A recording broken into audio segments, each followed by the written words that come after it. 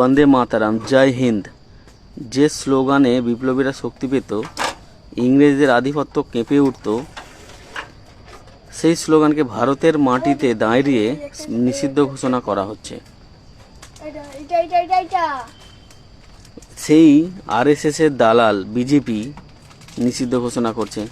যারা রবীন্দ্রনাথ ঠাকুরকে দেশদ্রোহী বলেছিল, রবীন্দ্রনাথ ঠাকুরের গানকে যারা গাইবে তারা দেশদ্রোহী, রাজা রামমোহন রায়কে দেশদ্রোহী বলে, তারা কালকে জাতীয় পতাকাকে নিষিদ্ধ ঘোষণা করবে না, সেটা কে বলতে পারে? যারা বিপ্লবী ক্ষুদিরাম বসুকে ক্ষুদিরাম সিং বলে বিকৃত করে সিনেমা বানায়, হেমচন্দ্র কানুনগো যিনি বোমা বানানোর প্রশিক্ষণ দিত তাকে কৃপাল সিং করা হয়েছে, এই নামগুলো বিকৃত করা হয়েছে।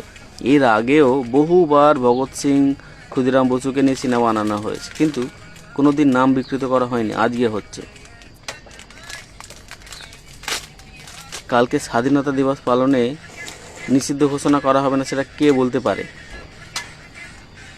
আবার ভারতবর্ষে 500 বছরের সেই ব্রাহ্মণবাদ ফিরিয়ে আনতে চলেছে বিজেপি সরকার।